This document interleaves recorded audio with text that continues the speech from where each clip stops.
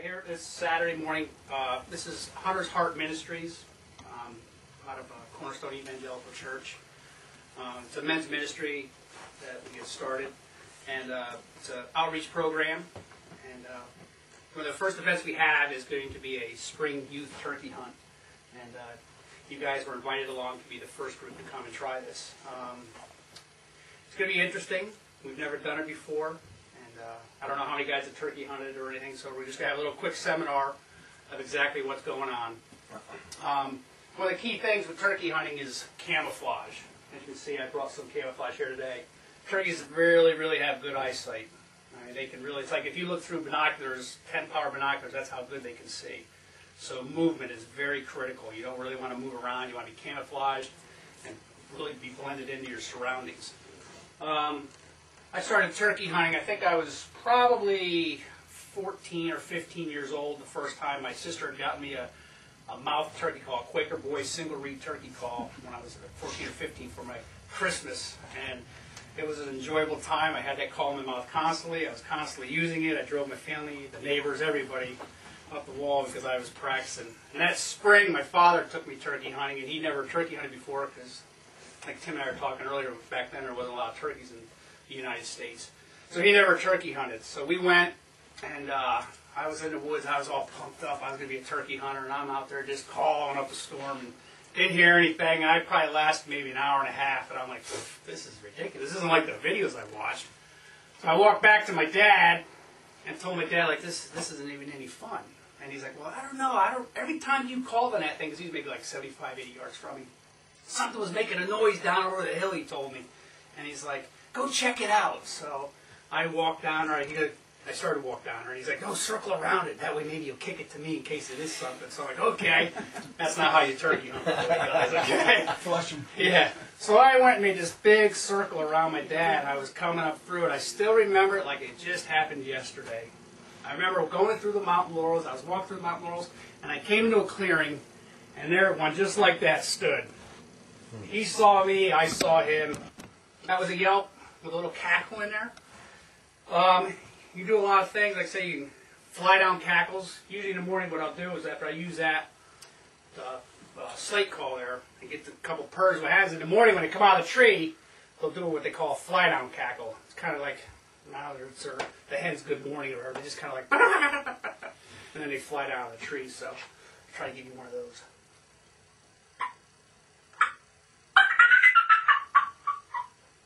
That's her coming down out of the tree and she'll land.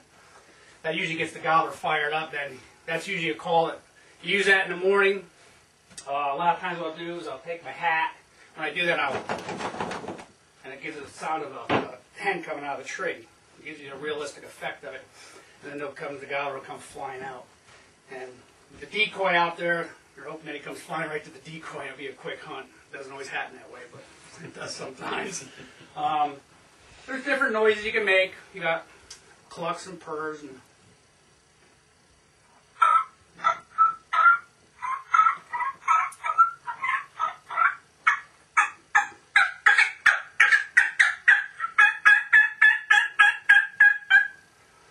they're all different too, depending on what call you use. That's a 3-reed. I just got this one actually the other day. Has a little dome on it, so that makes it, it's supposed to be sound, makes the sound carrier further. Which one is it? That's a double there. This here's a 3-reed here. Do you put toothpicks between them to keep them separated? No, I don't. I just buy new ones. I used to do that, but it was too much. I did that too when I first started, not no more. Yeah, I just buy new ones. You just buy new ones.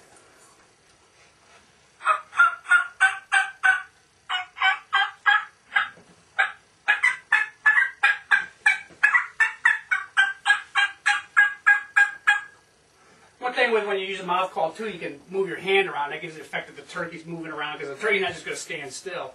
So when you have that, you can move your mouth, or if a bird's coming, you really can't do the hand motion, of course, because it's going to see it. So you kind of just.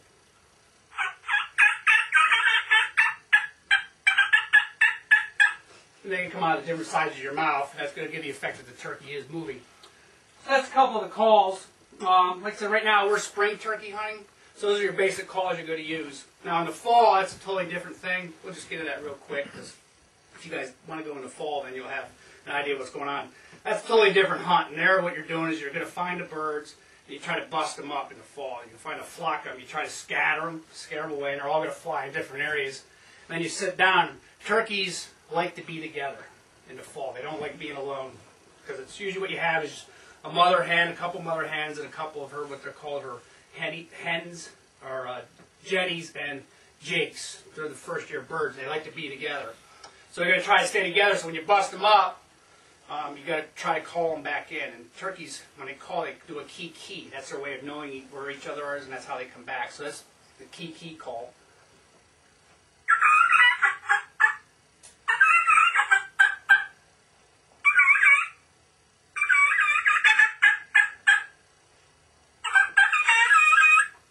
That's a key.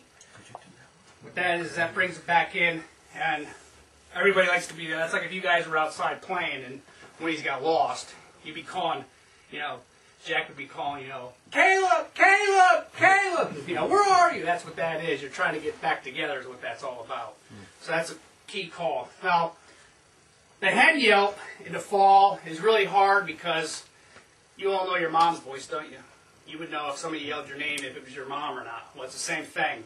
A turkey, from the moment they're born and their little tiny pulse, they know their mom's voice.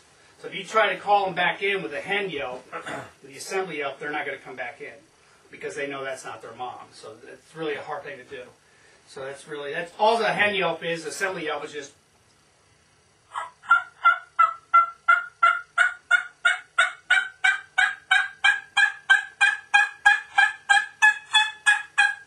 She just starts out loud and goes real high for 10 or 15 yelps, and that brings her flock back together. They'll do that all year, from the minute they're little till they go out on their own. So that's a couple of calls. Now in the spring, it's totally different now. What we're doing in the spring is you're going to go out, like I said, we're going to try to find a bird and locate them. I like doing it at nighttime because if you do it at night, you know where the birds are for the next morning. So you can get there, get set up, and find the birds. Now you can do it in the morning also, and then you know where the birds are, but if you go there and you don't hear them, well, it could be like a shot in the dark. Now it doesn't always work, but it does work, I'd say, 95% of the time. Okay. For example, last year, my son and I went over here to roost birds the night before, and we didn't hear a single bird. But we were committed to go there because we knew birds were there because we'd heard them before. And that day when we went there, we heard close to 25 birds that morning. So it's just the morning they were, that night they didn't do it. But in the morning, in the evening, what you do is you go right before dark, and you have a gobble call, which I think is out in the truck. Yeah, it's out in the truck. You want to get it? Can you go get the gobble call? Right, just go get it. So you have a gobble call. That's one way to do it. Another way of doing locating-wise is an owl hoot at nighttime, right beforehand. And an owl hoot, is what Mr. Galetto wanted me to do, is barred owl, which are in this area. And what happens is turkeys shock gobble, it's called. When they hear this, they gobble to it. It's not that they're calling back to the owl. It's called shock gobbling. And what happens is when they hear this, it shocks them, it scares them, and then they gobble. And then you'll hear where they're at. Excuse me for 1 second. Can I get a sip of coffee here? So that you shock gobble them. So what you're trying to do is you drive up and down, or you're walking wherever it is where you're hunting. You try to get to roost locations. Turkey likes to roost in ravines or on side hills. But if they're on a side hill, they like roosting up maybe 3/4 of the way up the hill. Another good spot for turkeys that are roosting is ravines. You try to find ravines. That's where two hills come together and they cut down like this, where two mountains come together. That's called a ravine. Especially if there's water there. Turkeys like to come down off the roost, get a drink of water, and then carry on for the day. So those are the kind of places you're trying to find these birds. So you come up to your spots.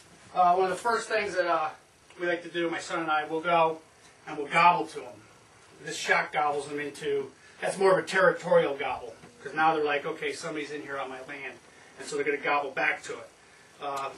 So this is one of the gobble calls that we use. This is a call you can use when you're hunting during the day. But I wouldn't recommend it on public property where other people hunt, because not everybody's a safe hunter, believe it or not. And you will have a tendency to call guys in. So you really got to be careful if you use one of these. Now, hunting over here where we're at, this is all private property. We'll have the property to ourselves. You don't have to worry about anybody else. But it's always best to be safe. Very seldom do I use this during the day. But one of the things you want to do at nighttime, find your spots where you think the birds are, and you want to gobble to them. You want to turn your back to them so this is facing where you're trying to gobble to. Okay, and that shocks them. Not shocks them. They hear that, and then they're going to like gobble back to you. So that's how you hear your birds then. So like I said, this is a nice call. We like using this.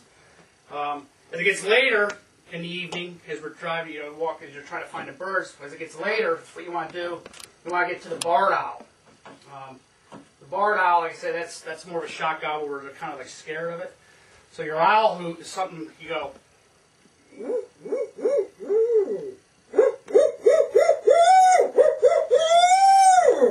And what that does, that makes them gobble. They gobble back to it because they get scared of it. They're shocked. So that's one of the things. That's a barred owl. That works at night. Now you have your crow call. Is something that you can do during the morning. You owl hoot in the morning also, and then you got your crow call. They seem to gobble. That seems to be the best one, I think, in the morning. A lot of times what it is, we'll just get in our spot, we'll be quiet and just let nature take its toll to make these turkeys gobble in the morning, and we'll let the crows do it. I used to carry crow calls and all that other stuff, but I don't carry anymore because there's enough crows in the world that they do it on their own. But if you did have to, like say you're hunting and it's 9, 10 o'clock and you still haven't heard a bird or seen a bird, you can shock gobble them again by letting off a crow call. So then you want to go,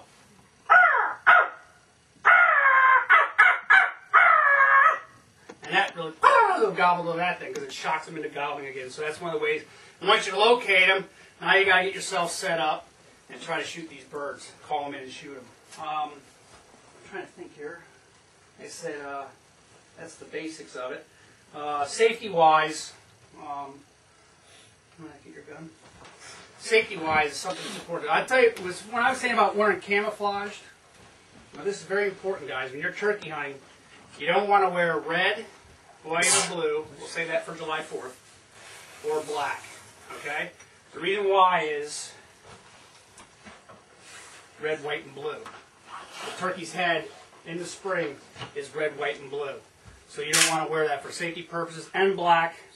I mean, in the slate it's hard to tell, but in the woods, a turkey's very, very black. So you want to stay away from black. Those are the colors you don't want to wear. I mean, you can wear something underneath that's red, white, or blue, and black, but you don't want that anywhere where anybody could see it. I mean, I've seen reports where a guy had a white T-shirt on, and it was sticking out of his collar of his shirt, and he was shot because the guy saw it. So you really want to stay away from those colors and concealed. Safety-wise is very important with turkey hunting. That's more important than shooting a turkey. It's more important than any of that, is being safe. Mr. Gillette is going to show you here, as far as the gun goes, as being safe, making sure that you keep the gun pointed away from everybody. One of the things we're going to suggest while we're hunting, that nobody puts a shell in the gun until we get set up in the spot. You're going to go there, no shells in the gun, because we're not jump shooting these turkey anyway. So we're going to keep the gun unloaded until we get set up on a bird, and then we can put the shell in and get ready then. You want anything to say? Well, you three guys, you have guns, right? You know what the safety is? Okay, well, you always have to have your safety on. With my gun, when the safety's off, you push the button and there's a red, it shows red. I don't know if your gun's like that, but you always got to keep your safety on, even especially when you're loading your gun. Like Mr. Davidson said, these things, they are dangerous. You don't want to be pointing in the direction of anybody except a turkey when it comes in. And that's about it. When you put your shell in, are they going to load right into the? Yeah, I think most of them have breech. Yeah. This gun's unloaded now. When you put your shell in, you want to make sure your safety's on first of all. And we're going to be with you at the site. So we're going to have you put the shell right into the barrel, and then you're going to, I don't know what type of guns they have. Most of them have Single shot. breech. Single shots? Yeah. You put the shell in, and then you're going to be ready with it. But make sure that gun is pointed at the ground and away from people when you load it. What else, sir? Safety's definitely important. That's the key thing. I said that's more important than shooting a turkey, guys. He reacted, I didn't.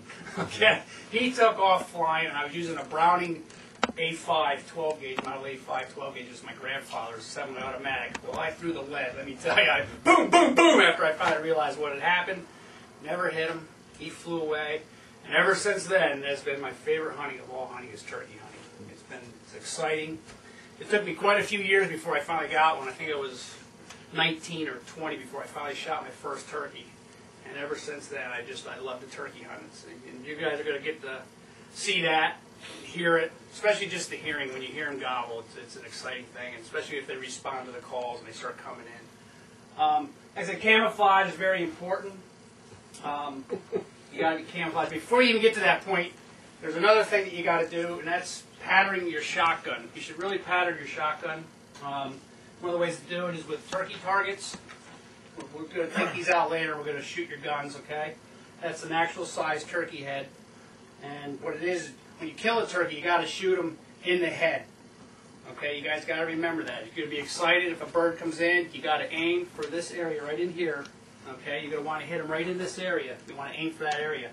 Okay, if you hit them in the body, take it from me, you're not going to get them. That was another thing I learned when I first started turkey hunting, because when I finally did call a bird in to shoot him, I shot him in the body. He rolled over, jumped up on a stone, and looked around like, what was that, and took off flying.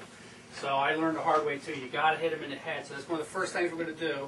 We're going to go out there and we're going to pattern our guns. To do that, you can go and you get a bunch of different shotgun shells for turkey loads, and you pattern them.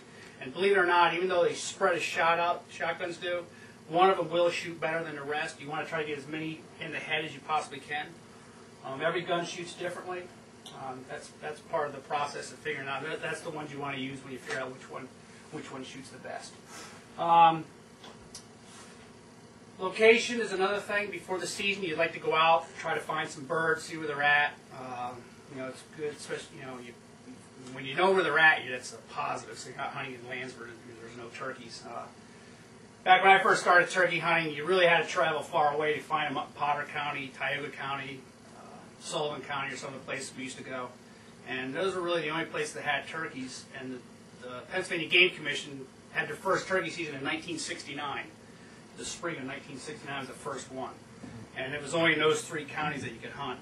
And then gradually through transfer, what they do, they trap and transfer, and they would put some corn out in a field, and the turkeys would come in to feed, and they would shoot cannons with nets over top of these birds, and then they would move them to other areas. And that's where these birds came from, in this area. They were actually original birds from years and years ago, back in the 70s, from Tioga, Sullivan, or Potter County, and McKean County. That's where they came from, all these birds. The state then started putting them over in Jersey, because we started getting a lot of turkeys here. They introduced them over to New Jersey, and that brought the birds there. A lot of them came from upstate New York. I used to hunt up in upstate New York for turkeys also. A lot of the birds came from there, too, to this area here that really brought the turkeys back. Now there's a thriving population. Now in the spring, it used to be 1 bird. In the spring now you can actually shoot 2 birds if you get an extra tag. So that really raised it up now. You can get 2. When you're turkey hunting, like I said, camouflage is important, and you want to have all your other essentials.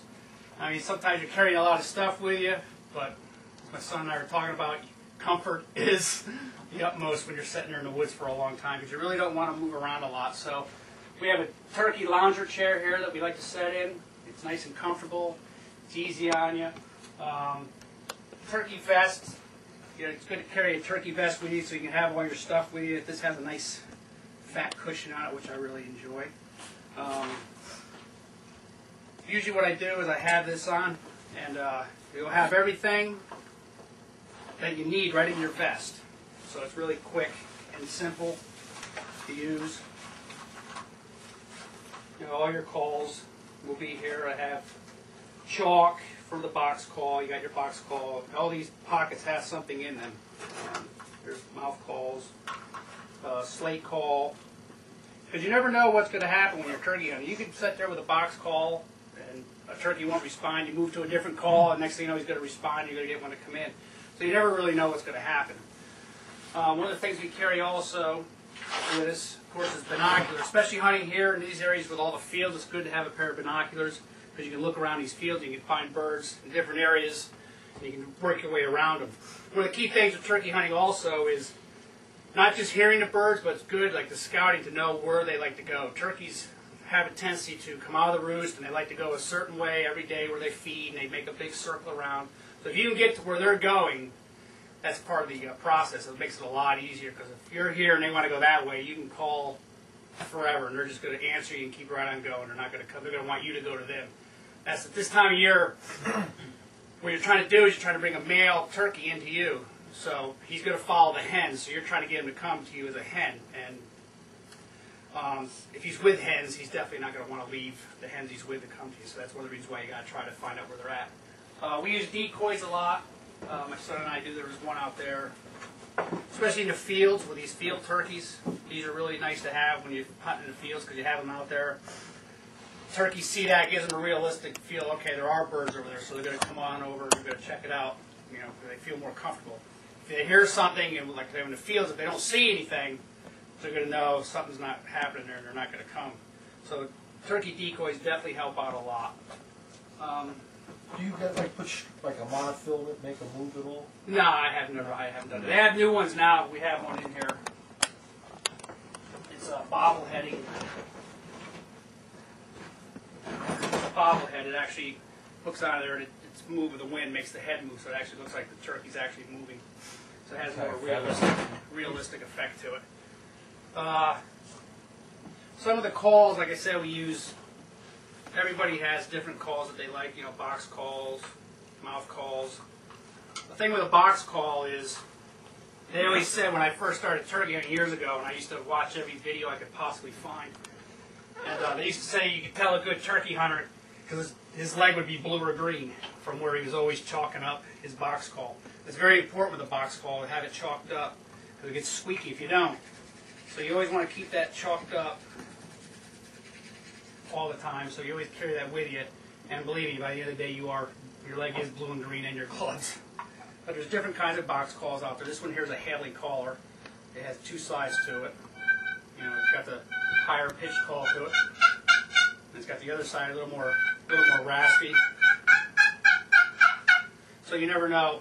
You know, this is one of my favorite calls here. Actually, Haley caller, box call. I used to use mouth calls a lot, things like that, but this one seems to be working a lot better recently for me. So I've been using this one more often. You can do basically anything with it. Clucks, purrs. You know, it's a pretty nice call. You can call loud, or you can go quiet. You know, depending on where the bird is. You know, when you get closer, when the bird starts coming in, and he's getting closer, you're going to really want to be quiet. You don't want to get real loud, because the turkey can tell if you're real loud. He knows he should see you. Okay. You're calling loud when he's further away, so when he gets closer, you really want to calm it down. That calms the bird down, and he's going to come in a lot easier. There's the slate call. I like using the slate call a lot in the morning when the birds are still up on the roost. You can get real nice soft clucks with it. So I like to start out in the morning when it's dark and we know the turkeys are up in there in the roost yet. That's what turkeys do. It's called roosting. They sleep up in trees. That's where they sleep. Yes, sir. Can you do the barred owl for everybody? I will. Okay. Yeah. So one of the things, again, you want to keep this scratched up real good. Okay? And when you do this, and you scratch up, if you guys ever get a call like this, and you scratch it up, don't go like this. Don't dump that off, the shavings you have on her. That's what you want to keep on her. That makes it slide over the glass or slate real smooth, and you don't get jumpy sounds to it. But this is, you hold on this then, and you just gives real nice purrs when they're up in the tree. When turkeys are up in a tree in the morning, like when you get up in the morning, you're like, you know, you're trying to wake up. Well, the turkey does the same thing. He's been sleeping all night, or she's been sleeping all night. They're actually making a female noise. These are all female noises. They just want to go nice and soft and easy. And that really, and you know, actually, the turkeys, you'd be surprised, they could be 100 yards away and they actually can hear this, and they will start gobbling to it. You know, this is a nice call too to use.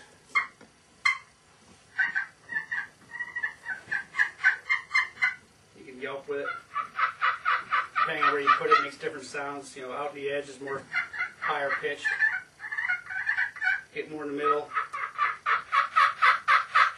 Gets more raspier.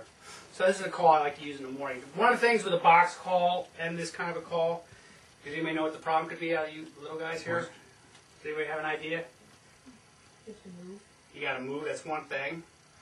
That's one of the main ones. Very good. Anybody else? Brad, you got both hands here. Can you think of anything else? Can't shoot it. Can't shoot, yeah. It's going to be a little hard to shoot. That's one of the problems with using these calls. So if you get these and you got a bird coming, you're going to have to put it down sometimes, you know, so you can shoot, of course. Or if you're hunting with a buddy, like my son and I do a lot of hunting, he claims that I shoot the birds on him anyway, but I mean, if somebody's calling, you don't have to worry about it. They can keep right on calling while the other guy does the shooting then. But again, this is a nice call for morning. And it is good in the rain too, because it still works in the rain. A lot of slate calls when it rains, you can't use them in the rain because once they get wet, they don't work. So that's a good one to use. There's so many variations of these calls too. Of the box calls, slate callers, push buttons. I had one of them, I didn't bring it. But so there's different variations of all the calls. And then of course you have your mouth call, which is probably the most popular of all calls. A lot of guys use these. Of course, it's in your mouth. Your hands are free to do what you want to do, you know, as far as shooting, or maybe you got to fidget a little bit as much as you don't want to. Sometimes sitting there a long time, you gotta move.